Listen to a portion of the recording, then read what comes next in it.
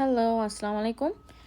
এই ভিডিওটা আমার বাসাতে এবং বাসার বাইরে আসলে আপনাদের আজকে আমি যেটা দেখাবো যে কানাডাতে স্নো পড়ার পরে এখন মোটামুটি স্নো ক্লিয়ার হয়ে গেছে অটোতে এবং দেখেন যে গাছ টাছ মোটামুটি সব মরে গেছে। আমি কিছু গাছ সামনে থেকে ক্লিয়ার করাইছি, প্রচুর পরিমাণে গাছ ছিল সামনে, সো বুশ হয়ে গেছিলো এবং ফেন্সিংয়ের জন্য সেই জিনিসগুলো চেক করতেছি। আর পিছনে দেখেন যে পাতা ঝরে গেছে, কোনো পাতা নাই। আমার প্রায় মেপল লিফ ট্রি আছে অনেকগুলা, 30-40টার উপরে। এর মধ্যে কিছু কেটেও ফেলছি যেহেতু প্রচুর গাছ। আর আপনারা দেখতে পাচ্ছেন যে এখানে কোনো ধরনের কোনো পাতা কিছু জীবিত নাই। স্নো দিয়ে সব কিছু ঢাকা ছিল, সুতরাং কোনো সূর্য কিছু যায়নি। এবং 1-1.5 মাস পরে হিউজ চেঞ্জ হবে যখন সূর্য শুরু হবে বা সামার শুরু হবে। তো এটা আমার বাসার ব্যাকইয়ার্ড।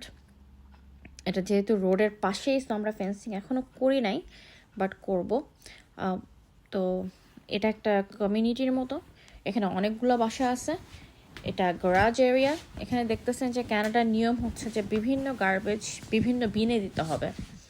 তো মজার ব্যাপার হচ্ছে যে যদি আপনি আপনার গার্বেজ ঠিক মতো, যেমন আপনার খাবার বর্জন যেগুলো সেগুলো আপনি একটা ডিফারেন্ট গার্বেজে ফেলবেন, প্লাস্টিক জাতীয় কাগজ জাতীয় জিনিস ডিফারেন্ট, এটা যদি আপনি ঠিক মতো না সেপারেট করে দেন তাহলে সিটি আপনাকে ফাইন করে এবং আপনার গার্বেজও পিক করে না।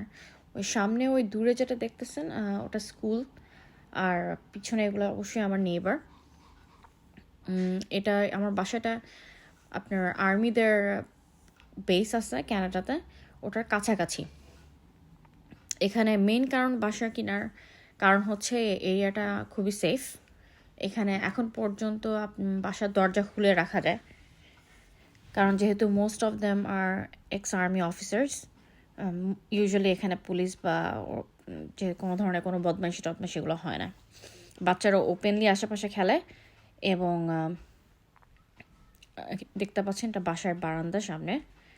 এবং এখানে সামনে একটু পরে আপনি দেখতে পারবেন স্কুলটা একদম বাসার সামনে, যেখানে আমার মেয়ে হেঁটে যাওয়া আসা করতে পারে।